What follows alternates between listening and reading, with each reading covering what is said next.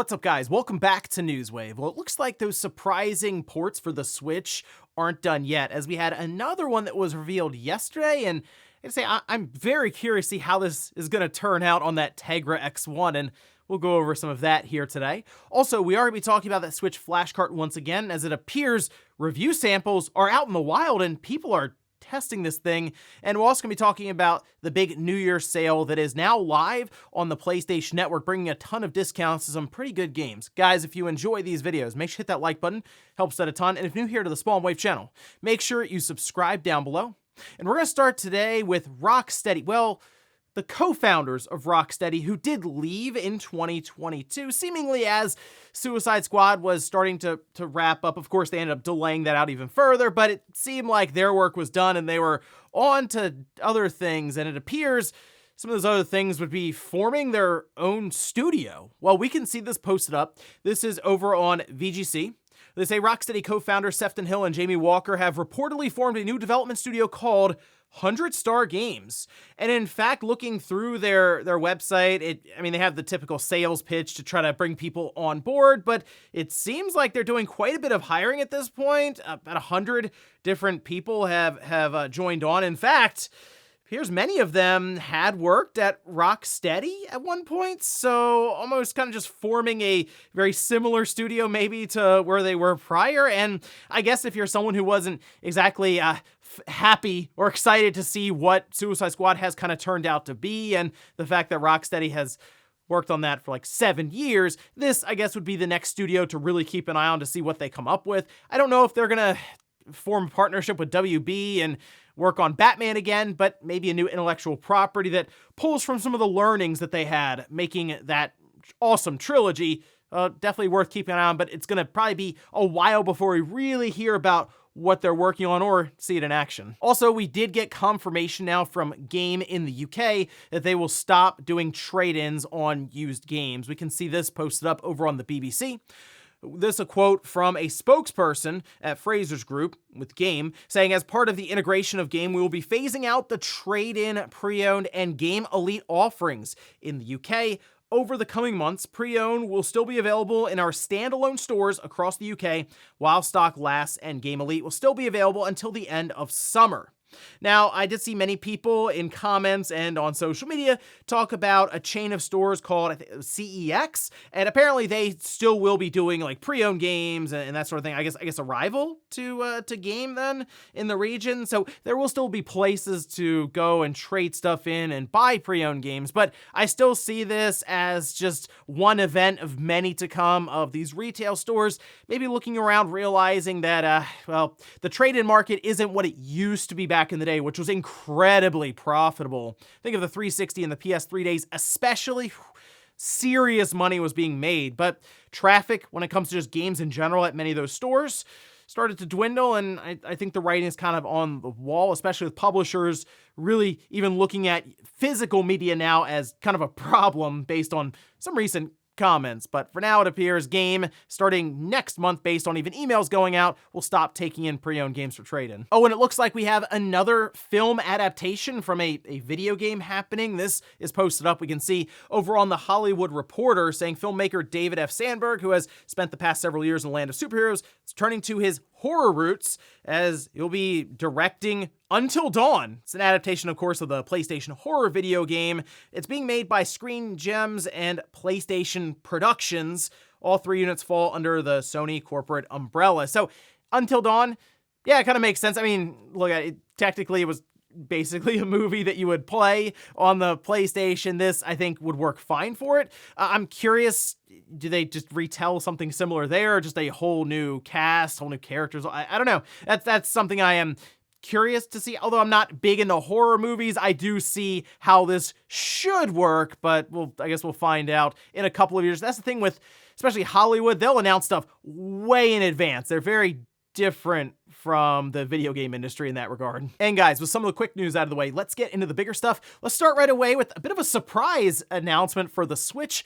Another, you could almost say impossible port, I guess, coming over to the hybrid system. And that we can see with this trailer is Ace Combat 7 Skies Unknown. This is the Deluxe edition. So according to them, it'll come with all of the DLC and offerings that they have released since the game first came out back at the beginning of 2019. Now, this version will be available July 11th, 2024. It's a really, really fun game. I mean, Ace Combat in general, if you're familiar with the series, you kind of know what you're getting into, but I'm very interested to see how this is going to run on the Switch. So it runs at 60 frames per second on the PS4 and the Xbox One.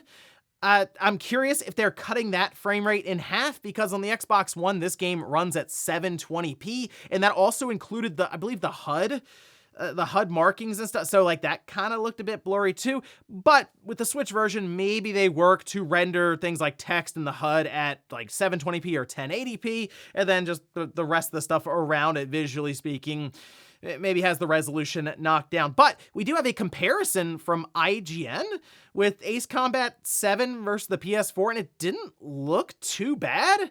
So interesting stuff to see Bandai have Ace Combat 7 come over to the Switch, and really at this point I just need to see it in action with that frame rate, because if they hit 60 frames with this and it looks decent enough, that would be a pretty good port. But as we've seen in the past, many games just have that frame rate lowered from 60 to 30, and for the most part it works well enough. This though is interesting because it's coming out in July. Kind of puts it in that realm of, well, I assume at that time we will know about the next system. We will know if it is backwards compatible. I would hope, if most of us expect Nintendo's next system, we would dub the Switch 2, would come out in the holiday season, September, October, November. This might be a good game to maybe have a comparison drawn between it for the new system and the current Switch with that X1, especially since we never got that PS5 Xbox Series version of Ace Combat 7. Nintendo's next device could actually run this game better than all of them, just because it's kind of sitting at, 1080p, I believe, 60 frames per second on even the PS4 Pro or the Xbox One X, or obviously backwards compatible Xbox Series and PlayStation 5. But I do recommend checking out Ace Combat 7 if you have not already. If you have a PlayStation, I believe it's on like their PlayStation Plus Extra tier, and even if it's not, it's usually pretty cheap in general. So that's another thing here. It's probably going to come out at a more premium price, we'll say, on the Switch compared to other versions of the game, but that's just kind of how it goes for the most part with the Switch. This one coming, 5 years after it originally released, but it'd be pretty cool to see it, I feel like, in handheld mode, provided it can hold up with a decent enough frame rate. Next up, let's talk about that MIG Switch flash cart for the Nintendo Switch, and this is something we've been covering every step of the way, just about, with some of the strange announcements and weird backstories to all of this. Well, it appears review units are out there now, and people have run it through the gauntlet a bit here. For example, we can see this video. This is from Alien Retro Gaming, and they do indeed try it out. The packaging, by the way, kind of weird looking for the MIG Switch, but they were able to test it, and they even have an accessory where you can, rather than pop the cartridge in and out over and over again, you could pretty much disconnect it as they were doing like the press of a button, and it was cycling through all the different games. We had a bit of a close-up here as well. This from Taki Udon over on YouTube, and they also checked it out in their Switch Lite and seemed to be working as advertised with that SD card. Now, they also both discussed getting dumps of their games on there, and they may be going over that a bit more in detail in a separate video, because, well, you know how Nintendo likes to get with this whole thing. So I would recommend checking out either of those videos if you want more information on the MIG Switch. Of course, they have it in hand there, and they can run some of these tests and probably answer some of your questions as to how it works there in person. But I also want to turn your attention to Romain here on X, who had some pictures. Again, you can see kind of the packaging there, join the revolution, all right? And the cartridge itself with the SD card slot, but they went a step further. They actually broke the card up a bit there, so we can take a look inside with a couple of chips at the top there, then the SD card. I still think people are going to be diving into exactly how they were able to get this done, as the chips, you can't really make out any kind of lettering or numbers for the designation on there. In fact, it almost looks like it's kind of scrubbed off a bit there, and maybe that's just the creators of this chip trying to keep things quiet, as they assume people will be, of course, trying to reverse engineer and break this down a bit. But still, it is an interesting look, at least inside of the MIG switch. Now, I had ordered one from one of the websites, and I haven't got shipping information, nothing like that on it. So, hey, I guess if it shows up, we'll take a look at it then. Otherwise, though, it's at least good to see that it's a real thing. That's been the question this entire time. Is it real, and does it actually work as they had shown in that original video? And yes, it appears to. Now, I have no idea what the situation is around that dumper and how exactly all of that kind of comes together. That's something we still need to see, but this is at least a step in the right direction when it comes to the confidence side of things. But remember, there is no they do go over some of the sellers that would make more sense to buy from. So I'll leave it up to some of those creators who have the cart now, who have some experience even just getting it. So check that out there. But for the most part, it's kind of scattered currently. So I'll let you know if the place that I picked it up from is able to ship it out to me. And here's hoping that dumper follows up soon, because otherwise you need a hacked switch to dump your game cartridges. And then it doesn't really make sense to have the MIG switch. Let's be real. You're just going to dump it to your Switch and play it from an SD card that's already in the system. Next up, let's talk about the PlayStation New Year's sale that is now live, and it will be running until the end of this month, January 31st, to, you guessed it, celebrate the new year. But as I was going through it, there's over 1,000 different games that are on sale, just in case your backlog wasn't big enough, because there's some pretty good discounts to the point where we're looking at like 80% off some pretty solid games. But of course, I made a list, and we'll have Evan just kind of scroll through a bunch of games here as I go down that list here. Starting with Sonic Superstars, which is 40% off, and I know when it came out at that, $60 price, it was a little shocking to people because it's not a long game necessarily, but it being 40% off, that's at least getting, I think, into a better price range for Sonic. Uncharted Legacy of Thieves, that is 60% off. You guys know I do enjoy my collections when they get really cheap. So technically you can get Uncharted Legacy of Thieves collection, as well as the Nathan Drake collection. That's 50% off.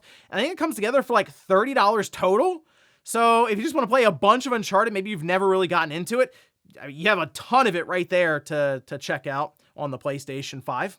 Cult of the Lamb, that's 40% off. Then we also have Sonic Frontiers at 60% off. Control is less than $10. It is 75% off. I threw this one in there because I'm thinking about picking it up. It's Terminator Resistance Enhanced. That's 60% off. And I believe this is the game because I really enjoyed RoboCop. I checked that out, and people were telling me that the developers behind RoboCop also did the Terminator game, and I believe it's this one. So 60% off. Maybe I'll check that one out then. Then we have Monster Hunter Rise at 50% off. DMC, put that one in there just to annoy some of half the Devil May Cry fan base. That's 75% off. Digimon Survive is 67% off. God Eater 3, 84% off. Ghosts and Goblins Resurrection, awesome game, 67% off. A Space for the Unbound kind of flies under the radar a bit, but it is 35% off. Crosscode, 60% off. Tales of Zestria is 90% off. And I saved, I think, the best for last here. It's a bundle. Bayonetta and Vanquish, 75% off. That's a pretty good pickup for some classic titles there between Bayonetta and Vanquish. But again, there's over 1,000 different titles that are on sale. I will leave a link down below, and of course, go through that list and see if you can drop some recommendations down below in the comments, because come on, our backlogs aren't that big, right? And in our last bit of news, let's talk about Grand Theft Auto 6. Of course, we had that trailer that released, and there was a ton of excitement and hype around it, and we're basically now just waiting for the next trailer drop to happen, as we're basically on the road to 2025 for the game to come out. But that means, yes, we will have trailer drops pretty consistently, I think, throughout this year. However, that initial announcement reveal, the whole thing for GTA 6 has now eclipsed Minecraft for the most viewed video game trailer. So the GTA 6 trailer right now sitting at 168 million views. But I said that's number 2, right? And this is where we're going to realize just how disconnected we are from a certain part of the industry, because it still has quite a ways to go to get to the number 1 slot. And I'm going to stop for a minute and just kind of have you guys take a guess. What do you think the number 1 most viewed video game trailer is of all time? Okay? Whatever you just said is probably wrong, because it's Subway Surfers. That's right, it's 361 million views. So GTA 6 has quite a ways to go. That is absolutely ridiculous, isn't it? 361 million. So GTA 6 has to more than double to get to Subway Surfers. What happened? How did that happen? I mean, it's a trailer from 11 years ago. And it's, I know, mobile gaming, incredibly popular, right? And it's right on your phone, so maybe it's linked to the, I don't know, the store on the Google Play Store or iOS, something like that, so it counts as a view. I'm just trying to rationalize how there's 361 million views on Subway Surfers, but that's where we are, and that's why you hear about all these different companies talk about mobile constantly, because you see how big the audience is there. GTA 6, massive event. When that gets revealed, trailer explodes online. Still less than half the views of Subway Surfer on your cell phone. And before we go to the comments of the day, we're taking a look at the poll that I posted up yesterday. We're asked, are you picking up Prince of Persia: The Lost Crown? Okay, 41% say yes later on, but later on sales. 50% say I'm not interested. 9% say yes, getting it ASAP. And I saw the comments, a lot of people were like, well, why would I get it right away at full price when Ubisoft always discounts their stuff heavily? Like, let's be real, by the summertime, the Prince of Persia: Lost Crown probably like $20. I get it. This is a really good game though, and that's kind of the issue right now with Ubisoft, and I almost wonder if they solve that with Mario Rabbids Sparks of Hope, because they were able to propel sales after they dropped the price. So maybe it's already kind of priced in, as in, maybe behind the scenes, they were already thinking about this Prince of Persia game being a $30 game. They're like, well, if we put it up at 50 and then we discount it back to 30, later on, people will buy it at our originally intended pricing, because it looks like, maybe I'm overthinking that a bit, but that might be the strategy going forward for Ubisoft. So next time they want to release a game at 70, make it 90, and then discount it to 70 3 months later, and you could sell it at that full okay, maybe not that. But yeah, Lost Crown, great game. It might go the way of Rayman, where a lot of people have played it, were like, this is an incredible 2D game, but no one's buying it.